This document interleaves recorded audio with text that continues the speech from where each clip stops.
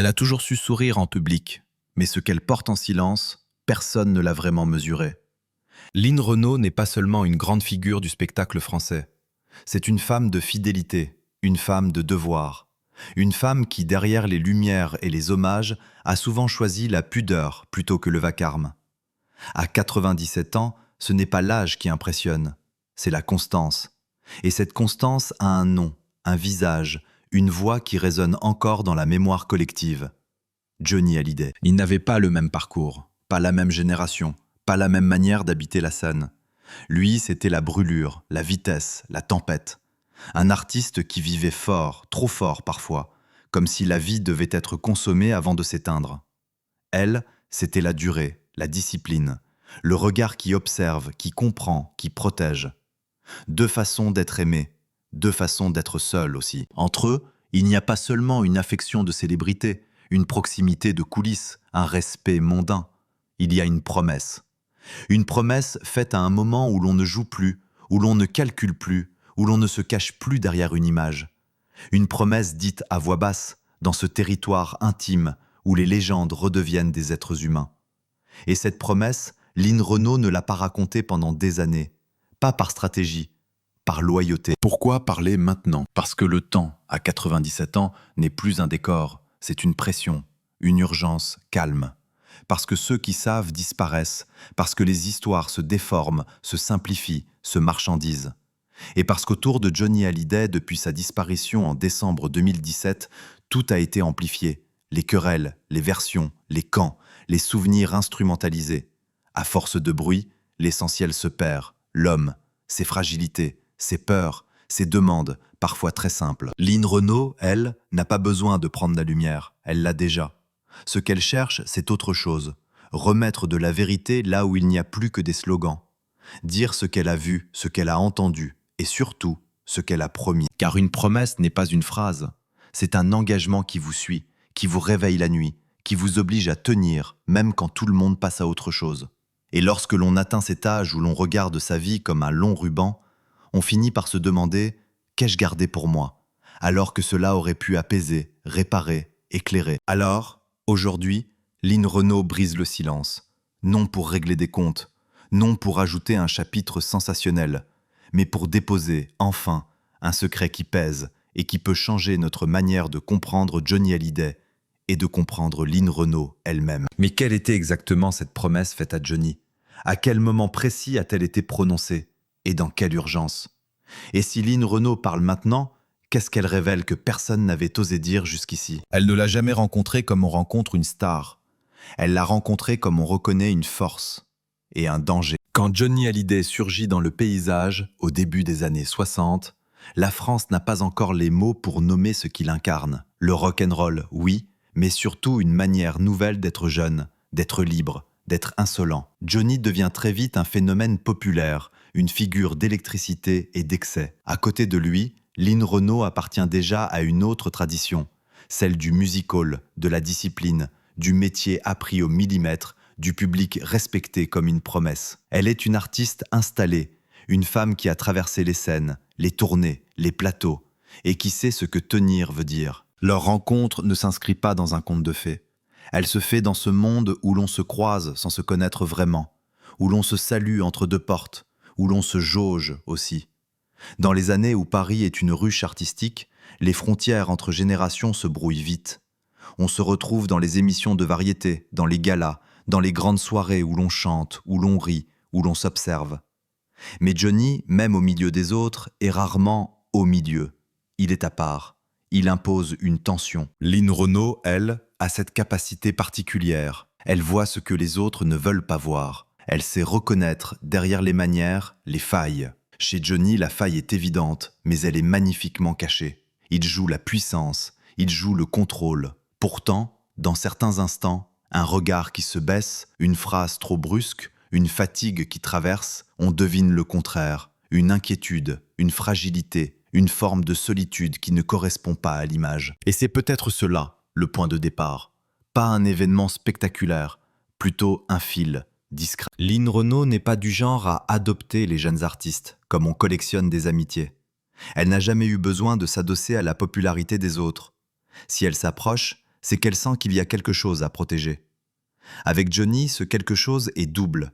Un talent brut, évidemment cette voix, ce magnétisme, cette capacité à faire vibrer une salle entière, mais aussi une vulnérabilité dangereuse, parce qu'elle attire les opportunistes. Dans les coulisses, on le sait, la célébrité fulgurante crée un cercle d'amitié sincère et un cercle d'intérêt. Johnny est entouré, mais l'entourage n'est pas toujours un refuge. Et plus il devient incontournable, plus il devient inaccessible, même à lui-même. Lynn, elle, agit autrement. Elle n'entre pas dans le cercle en criant. Elle n'exige rien. Elle n'occupe pas la place. Elle observe, puis elle tend la main, à sa façon, par une parole simple, par une présence régulière, par une attention qu'on ne remarque pas tout de suite. Il y a chez elle cette manière de rester à côté, sans envahir, mais sans disparaître. On pourrait croire que Johnny, dans son tempérament, ne supporte pas ce type de figure. Trop calme, trop stable, trop raisonnable. Et pourtant, c'est souvent l'inverse qui se produit. Les êtres les plus agités cherchent, sans l'avouer, des îlots de stabilité. Johnny, derrière la posture, a besoin d'adultes solides autour de lui. Pas des adultes moralisateurs, des adultes qui ne jugent pas, mais qui tiennent. Lynn Renaud, dans ses premiers échanges, ne lui parle pas comme on parle à un mythe. Elle lui parle comme à un garçon qui porte trop lourd. Et cette différence-là se sent. Johnny, habitué aux compliments, aux demandes, aux attentes, tombe parfois sur des gens qui veulent prendre quelque chose. Lynn, elle, ne prend pas. Elle donne du cadre. Elle donne un langage. Elle donne parfois un silence qui apaise. Leur lien se construit ainsi, par des retours, des croisements répétés, une confiance qui s'installe sans déclaration officielle, et un respect qui grandit parce qu'il n'est pas démonstratif. Ce n'est pas l'amitié spectaculaire des tapis rouges, c'est l'amitié qui se vérifie dans le temps, dans les coups durs, dans les moments où l'on ne gagne rien à être là. Et déjà, dans cette rencontre, il y a une intuition. Johnny est un homme qui brûle vite. Et ceux qui brûlent vite ont besoin de quelqu'un qui se souvient à leur place. Lynn Renaud comprend que Johnny n'est pas seulement un artiste à succès. Il est un destin. Et les destins, quand ils s'emballent, ne préviennent pas. Mais à quel moment précis leur relation bascule-t-elle d'une simple cordialité professionnelle à une véritable intimité de confiance? Qu'est-ce que Johnny, lui, commence à confier à Lynn Renaud que peu de gens entendent? Et comment cette relation va-t-elle résister ou se transformer quand tous les deux atteignent le sommet, chacun à sa manière? Ils ne vivent pas la gloire de la même façon. Mais, dans ces années-là, ils apprennent la même chose. Le succès n'empêche pas la solitude.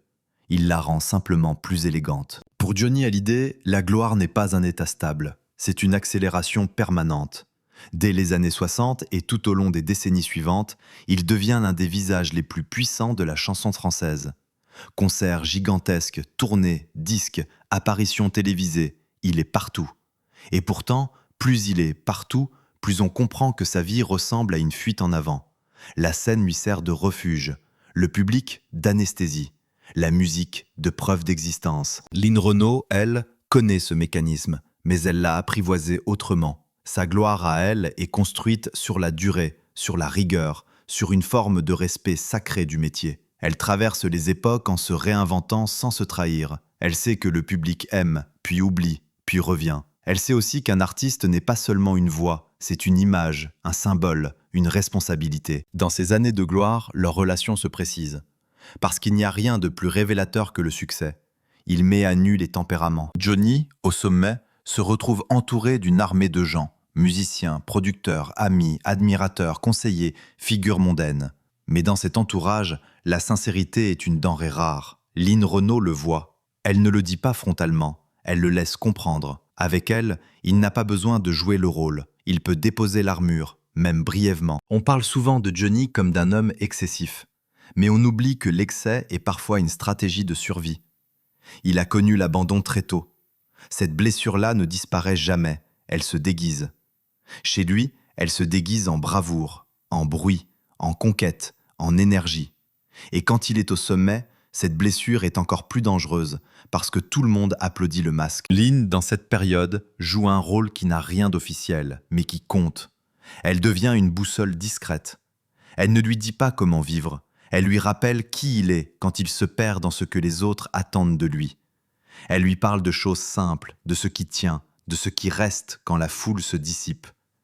Et c'est souvent la seule manière d'aider une star, ne pas la traiter comme une star. Ces années-là, la télévision française est un théâtre à part entière. Les variétés du samedi soir, les grandes émissions, les galas, les événements caritatifs, on y fabrique des mythes sous les yeux de millions de gens. Johnny y est une figure centrale. Lynn Renault y apparaît avec l'autorité tranquille de celles qui ont déjà tout vécu. Sur un plateau, ils peuvent sembler appartenir à deux mondes, mais en coulisses, la frontière tombe. Il y a aussi une chose que le public ne voit pas, la fatigue, la pression, l'obligation d'être à la hauteur, encore et encore. Johnny, même quand il triomphe, se bat contre un sentiment d'insuffisance, comme si chaque succès devait être prouvé le lendemain. Lynn, elle, sait reconnaître ce vertige. Elle a connu, elle aussi, ce moment où l'on réalise qu'on ne s'appartient plus totalement. Dans cette période, leur lien se nourrit d'un respect mutuel.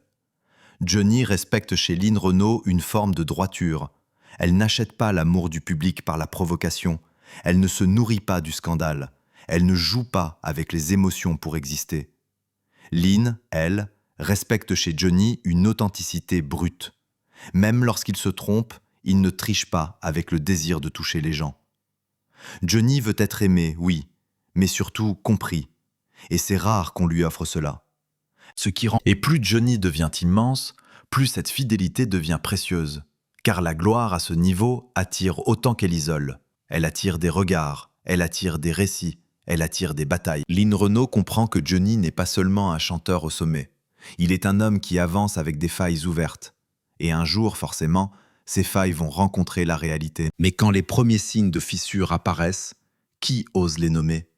Qu'est-ce qui, derrière les triomphes, commence à se dérégler dans la vie de Johnny ? Et comment Lynn Renault, témoin discret, va-t-elle percevoir le basculement avant tout le monde ? On croit souvent que les fissures arrivent d'un coup. En réalité, elles s'installent doucement, comme une fatigue qu'on maquille, comme une phrase qu'on n'ose plus dire, comme un silence qui s'allonge. Johnny Hallyday, au fil des années, donne l'impression d'être indestructible. Il remonte sur scène, il repart en tournée, il retrouve son public comme on retrouve un pays. Mais alors, derrière l'image, quelque chose se dérègle. Pas forcément de manière spectaculaire, plutôt par petites ruptures intérieures, des moments où l'on sent que l'énergie ne suffit plus à tenir tout le reste. Lynn Renault, elle, voit ces signes-là, parce qu'elle connaît le métier, parce qu'elle connaît les humains, et parce qu'elle n'est pas fascinée par le mythe. Elle observe ce que les autres rationalisent, une lassitude, des réactions plus vives, un besoin de contrôle plus fort, une manière de s'entourer qui change. Pourtant, autour de Johnny, le monde du spectacle fonctionne souvent comme un rideau. On protège la marque, on protège la légende. On ne veut pas voir la fragilité, car elle inquiète. Mais alors, comment reconnaître une fissure chez un homme qui a bâti sa vie sur la puissance ? Il y a d'abord la pression constante. À ce niveau de célébrité, Johnny n'est plus seulement un artiste. Il est une entreprise, une famille, une histoire nationale presque. Chaque retour est attendu, chaque album est commenté, chaque relation devient une affaire publique. Et lui, qui a toujours cherché l'amour du public comme une preuve, se retrouve prisonnier de cette attente. Ce n'est plus chanter pour vivre, c'est chanter pour tenir. Lynn Renault, de son côté, a appris une règle impitoyable. Plus on vous admire, moins on vous écoute vraiment. Les gens entendent la voix, mais pas l'homme. Ils voient la silhouette, mais pas l'épuisement. Et Johnny, qui a longtemps confondu intensité et vérité, s'enferme parfois dans une logique dangereuse. Si je ralentis, je disparais. Pourtant, ce n'est pas seulement la scène qui fissure, ce sont aussi les liens. Johnny vit avec une vie affective exposée, commentée, parfois jugée. L'amour chez lui n'est pas un refuge tranquille. Il peut être un champ de bataille, une quête, une répétition. Et dans ces cycles, Lynn Renault n'intervient pas comme une conseillère. Elle n'a jamais été là pour donner des leçons. Elle est là pour rappeler une chose simple. L'homme derrière l'artiste mérite d'être respecté, même quand il se perd. Ce soir-là. Car il y a toujours un ce soir-là dans les trajectoires qui basculent. Lynn perçoit que Johnny ne se repose plus vraiment, qu'il ne se pose plus. Comme si l'arrêt était devenu impossible. Les proches parlent de tournées, d'obligations, de projets. Mais derrière, il y a une peur, l'idée que le temps rattrape. Et quand le temps rattrape un homme qui a vécu dans la vitesse, cela peut être brutal. Les fissures aussi se voient dans la manière dont Johnny supporte le bruit autour de lui. Les polémiques, les rumeurs, les discussions sur sa vie privée, ses finances, ses choix. Tout cela devient un fond permanent. Et pourtant, On attend de lui qu'il reste Johnny, fort, généreux, conquérant. Mais alors, qui accepte qu'il puisse être simplement fatigué? Lynn Renault, dans ces moments-là, n'a pas besoin de discours. Sa présence suffit. Une présence qui dit « Je ne suis pas là pour le personnage, je suis là pour toi ». Elle sait que la célébrité déshumanise. Elle sait que quand la presse s'emballe, quand l'opinion se divise, il ne reste parfois qu'un cercle minuscule où l'on peut respirer. Pourtant, même la présence ne peut pas tout. Car la fissure la plus profonde, chez Johnny, n'est pas visible. C'est la peur d'être abandonné. Cette peur-là revient à chaque crise, à chaque rupture, à chaque changement. Elle se transforme en colère, en excès, en fuite. Et plus il vieillit, plus cette peur devient paradoxale. Il est aimé par des millions, mais il doute du regard de quelques-uns. Lynn Renault comprend alors que quelque chose approche. Que la trajectoire de Johnny, si flamboyante, porte en elle un risque. Celui de devenir une suite d'urgences. Des urgences affectives, des urgences physiques, des urgences médiatiques. Et qu'un jour, une urgence plus grande que toutes les autres viendra tout bouleverser. Mais à quel moment la fissure devient-elle une crise réelle, impossible à maquiller? Quel événement va forcer Johnny à affronter ce qu'il évitait depuis toujours, la vulnérabilité à nu? Et où se trouve Lynn Renault quand tout vacille, quand les mots deviennent rares et que le silence commence à peser? Il y a un moment où l'on ne peut plus faire comme si, où la machine s'arrête, où le corps, la vie, où le destin impose une vérité que la scène ne peut pas couvrir. Pour Johnny Hallyday, la crise ne ressemble pas à un scandale de plus, à une rumeur de plus, à un titre de presse de plus. Elle a quelque chose de radical. Elle oblige à ralentir. Elle oblige à écouter. Et surtout, elle oblige à accepter que même pour lui, il existe une limite. Pendant des décennies, Johnny a vécu comme si la fatigue était un détail, comme si l'adrénaline suffisait à corriger le reste. Il a traversé des excès, des épreuves, des changements, en restant debout parfois au prix du déni. Mais quand la santé vacille, ce n'est plus la même logique. La maladie n'a pas de public. Elle n'applaudit pas. Elle ne négocie pas. Lynn Renault, à ce moment-là, n'est pas dans le commentaire. Elle est dans l'essentiel. Elle sait que dans les crises, les mots deviennent dangereux. Trop de mots peuvent trahir, trop peu de mots peuvent abandonner. Elle choisit une position rare, être là sans prendre la place. Être là sans transformer l'épreuve en récit. Mais alors, qu'est-ce qui rend cette crise différente des autres? D'abord, la sensation que le temps se resserre. Quand Johnny se retrouve confronté à la maladie, tout ce qui était secondaire tombe. Les rivalités, les tensions, les non-dits, les stratégies, tout devient soudain grotesque. Il ne reste que des questions brutales. Qu'ai-je fait? Qu'ai-je raté? Qui est réellement là? Qui va rester quand je ne serai plus un monstre sacré, mais un homme affaibli? Et dans cette période, une chose frappe ceux qui l'approchent. Johnny parle moins. Ou plutôt, il parle autrement, plus lentement, plus directement, parfois avec des silences qui en disent long. L'homme qui remplissait des stades peut se retrouver à chercher ses mots dans une chambre, dans une clinique, dans un moment où le souffle est compté. Ce basculement-là est violent pour lui, parce qu'il a toujours confondu puissance et survie. Lynn Renault comprend, mieux que beaucoup, ce que cela représente. Elle sait que l'humiliation la plus intime d'un artiste n'est pas la critique, c'est la dépendance. Ne plus être maître de son rythme, ne plus être maître de son corps, et devoir accepter l'aide des autres. Ce soir-là, il y a une scène, une atmosphère que l'on n'oublie pas quand on la vit. La parole devient rare, mais chaque phrase pèse. Johnny, face à Lynn, n'est plus dans la représentation. Il est dans une vérité nue. On ne sait pas exactement comment il formule les choses, mais on comprend l'esprit. Il demande quelque chose. Pas un service ordinaire, une promesse.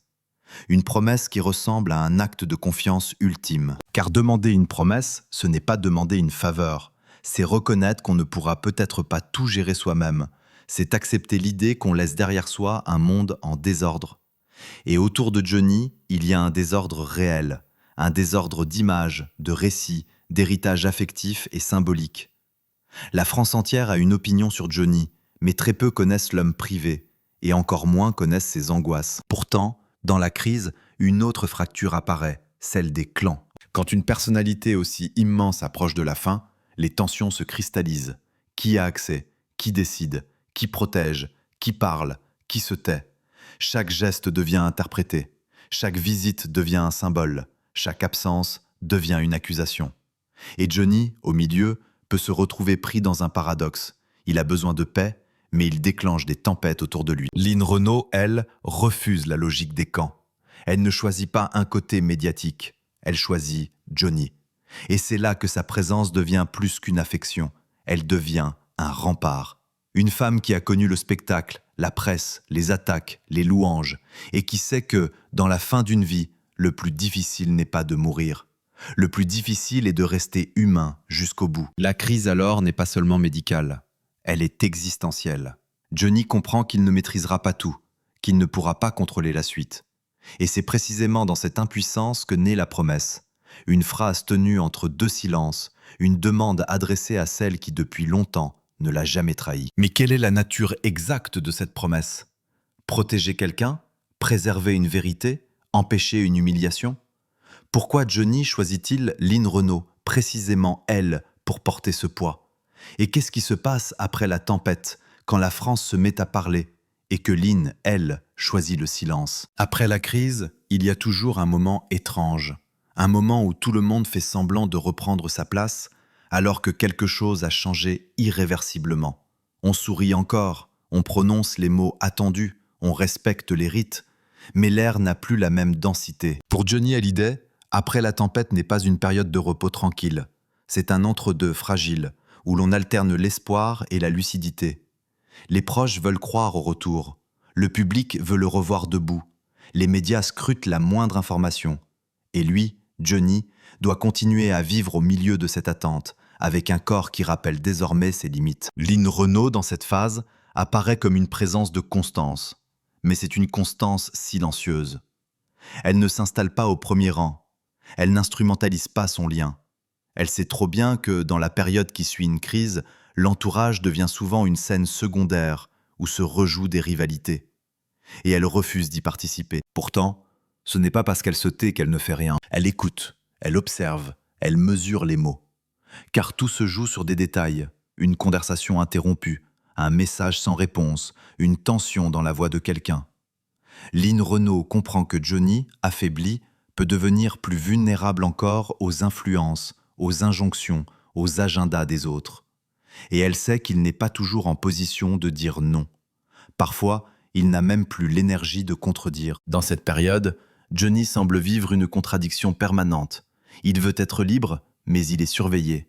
Il veut décider, mais tout devient décision collective.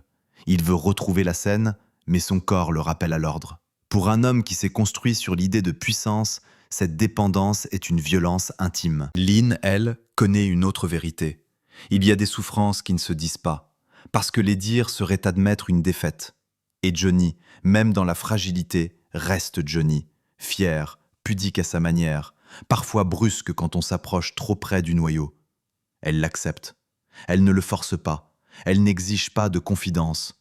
Elle lui offre un espace où il peut être imparfait, sans être jugé. Mais alors, que devient la promesse dans cet après? C'est là que le poids réel commence. Parce qu'une promesse faite dans l'urgence n'est pas une promesse du moment. Elle survit au moment. Elle s'installe dans la durée. Elle se transforme en obligation morale, parfois en tension intérieure. Lynn Renault, en gardant le silence, ne protège pas seulement Johnny. Elle se protège aussi. Elle sait que parler trop tôt ou mal peut trahir l'esprit de ce qui a été confié. Et puis il y a l'autre tempête, celle qui vient après, la tempête publique. Quand Johnny disparaît en décembre 2017, la France entre dans une forme de deuil national. Les hommages, la ferveur, les images, la musique, les foules, tout dépasse la famille, tout dépasse les proches. Johnny devient un symbole, un chapitre collectif. Mais très vite, le deuil se fissure lui aussi. Les conflits surgissent, les interprétations s'affrontent, les mots se durcissent, l'héritage devient un champ de bataille. Lynn Renault, face à cela, choisit une ligne rare, ne pas nourrir la guerre. Parce qu'elle sait que les morts ne peuvent plus se défendre, et que les vivants, eux, trouvent toujours des raisons de parler à leur place. Elle connaît le prix du scandale, elle connaît la mécanique médiatique, une phrase sortie de son contexte, un sous-entendu, un proche d'eux, anonyme, et voilà l'intime transformé en spectacle. Or, la promesse faite à Johnny appartenait à l'intime, et c'est précisément ce qui la rend sacrée. Pourtant, dans le silence, il y a aussi une douleur. Car se taire, c'est parfois porter seul ce que l'on sait. C'est entendre des choses fausses circuler, des versions se contredire, des accusations apparaître et ne pas répondre. Lynn Renault, à 97 ans, n'a pas besoin de se justifier. Mais elle ressent une responsabilité, celle de ne pas laisser la vérité se dissoudre entièrement dans le bruit. Et c'est ici que l'on comprend la tension de cette période. Elle est prise entre deux fidélités.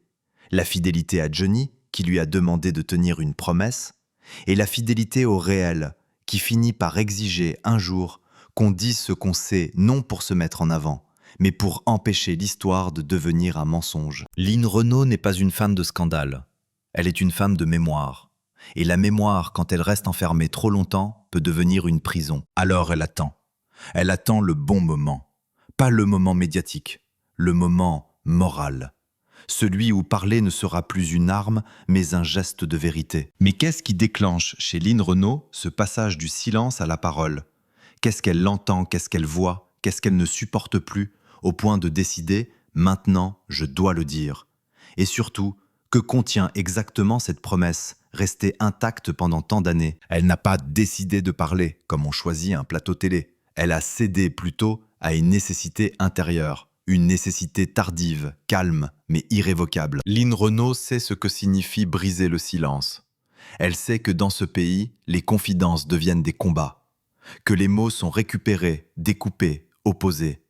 Et pourtant, à 97 ans, elle n'a plus envie de composer avec la peur. La peur d'être mal comprise, la peur de déclencher une polémique, la peur, surtout, de laisser Johnny se perdre une deuxième fois, non plus dans sa vie, mais dans le récit qu'on fabrique de lui. Car depuis sa disparition, un phénomène s'est accéléré. Johnny Hallyday n'est plus un homme, il est un drapeau. Chacun le brandit à sa manière. Chacun affirme savoir ce qu'il aurait voulu, ce qu'il aurait pensé, ce qu'il aurait vraiment dit. Et plus les versions s'affrontent, plus une vérité simple s'efface. Il y avait, derrière l'icône, un être humain qui a eu peur. Un homme qui a demandé une fois qu'on le protège. La promesse, Lynn Renault ne la présente pas comme un scoop. Elle la formule comme un devoir. Un devoir né d'un moment précis, quand Johnny n'était plus en représentation, quand son corps le rappelait à l'ordre, quand il n'avait plus la force d'être invincible. Elle raconte, et ici sa voix se fait plus lente, plus grave, qu'un jour, dans l'épaisseur d'une crise, Johnny lui a dit quelque chose qui ressemblait moins à une confession qu'à une demande de dignité. « Si un jour je pars, promets-moi une chose. » Lynn Renault n'est pas du genre à répéter des phrases pour faire pleurer. Si elle cite, c'est parce que ces mots l'ont marquée comme une cicatrice. Elle explique que Johnny redoutait une chose plus que la mort elle-même, être dépossédé, être transformé en objet, être réduit à une affaire. Il avait déjà vu, autour de lui, comment la célébrité dévore l'intime. Il savait ce que la presse peut faire d'une famille, ce que l'argent peut faire d'un deuil, ce que les clans peuvent faire d'une mémoire. Et dans un éclair de lucidité, Johnny a compris que, après sa disparition, tout ce qu'il avait construit pouvait se retourner. Sa musique, oui, continuerait, mais l'homme, lui, pourrait devenir un champ de bataille. Alors la promesse a pris cette forme. Lynn devait veiller à ce que Johnny reste Johnny. Pas une arme, pas un argument, pas un prétexte. Promets-moi de ne pas laisser mon nom servir à détruire. Il ne s'agissait pas de protéger une fortune. Il ne s'agissait pas d'imposer une version officielle. Il s'agissait de préserver une dignité, de rappeler que, derrière les héritages et les querelles, il y avait un père, un mari, un ami, un artiste, et que personne n'avait le droit de piétiner cela pour gagner un procès d'opinion. Lynn Renault insiste sur un point. Johnny n'était pas naïf. Il savait que des tensions existaient. Il savait que des blessures étaient déjà là. Mais il espérait, peut-être, qu'une parole juste, tenue par quelqu'un de crédible, pourrait empêcher l'escalade. Et il a choisi Lynn Renault pour une raison simple. Elle n'avait rien à gagner, rien à réclamer, rien à prouver. Elle avait seulement une réputation de loyauté. Ce que Lynn révèle, ce n'est donc pas un secret croustillant. C'est une intention profonde de Johnny. Il voulait que sa mort ne soit pas un spectacle de déchirure. Et c'est là que sa révélation devient douloureuse.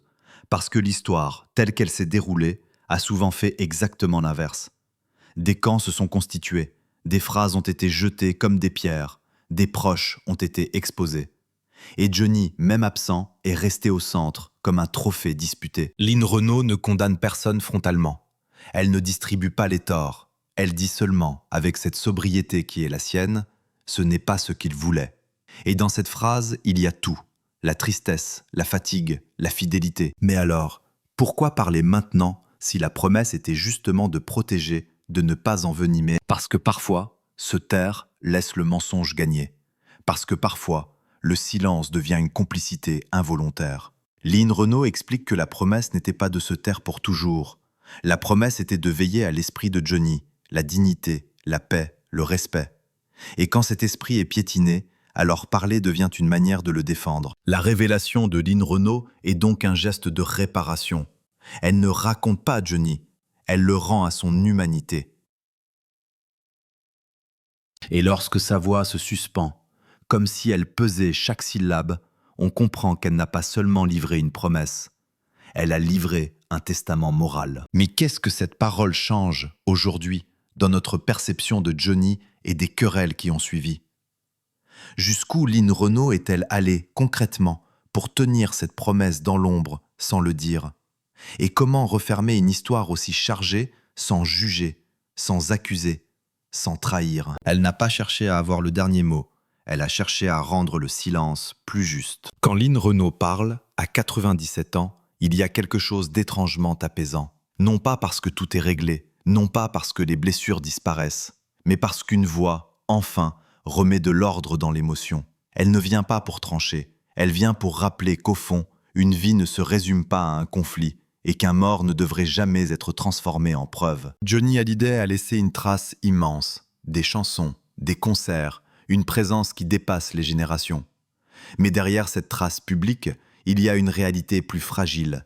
L'homme a existé, il a aimé, il a eu peur, il a eu besoin qu'on l'aide, il a demandé une promesse.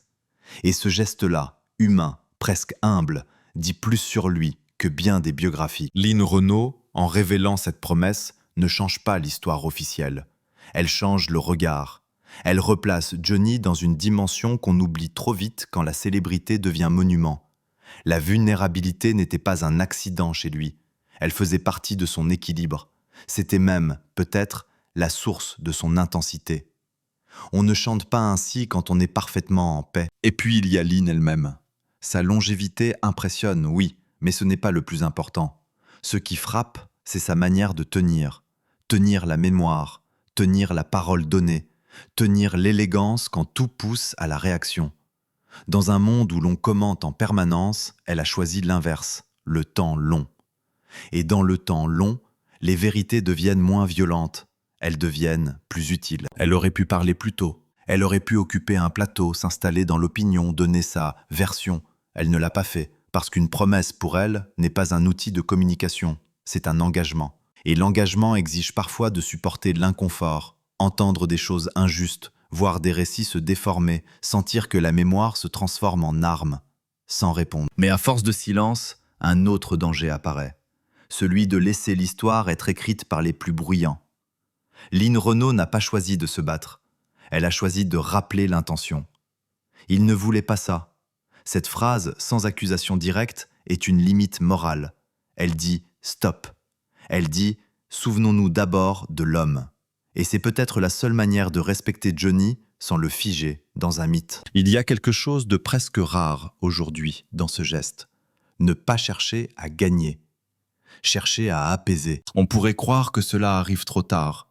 Mais parfois, la vérité n'a pas besoin d'être rapide. Elle a besoin d'être crédible. Lynn Renault, avec son âge, son parcours, sa réputation, porte une forme d'autorité affective. Quand elle parle, ce n'est pas une version parmi d'autres. C'est une parole qui vient de loin. Une parole qui a traversé la mode, les polémiques, les cycles médiatiques. Une parole qui, justement, n'a pas été prononcée pour profiter du moment. Et dans cet épilogue, ce qui reste n'est pas un scandale. Ce qui reste, c'est un pacte humain. Johnny, dans l'urgence d'une crise, a voulu protéger ce qu'il ne pouvait plus contrôler, son nom, sa dignité, la paix autour des siens. Lynn Renault, en acceptant, a accepté une charge. Et en la portant jusqu'au bout, elle a fait ce que peu de gens savent faire, rester fidèle quand l'histoire devient compliquée. Il n'y a pas de conclusion nette. Il n'y a pas de réparation parfaite. Il y a seulement une leçon discrète. La célébrité ne rend pas plus fort, elle rend plus exposé. Et ce qui sauve parfois, ce n'est pas l'amour du public, c'est la loyauté de quelques personnes. Lynn Renault n'a pas demandé à être ce pilier. Elle l'a été, sans bruit. Et peut-être que c'est ainsi qu'il faut quitter cette histoire. Sans jugement, sans verdict, avec une tristesse douce et une forme de respect. Et sur la table, il reste une photo. Le temps, lui, ne dit plus rien.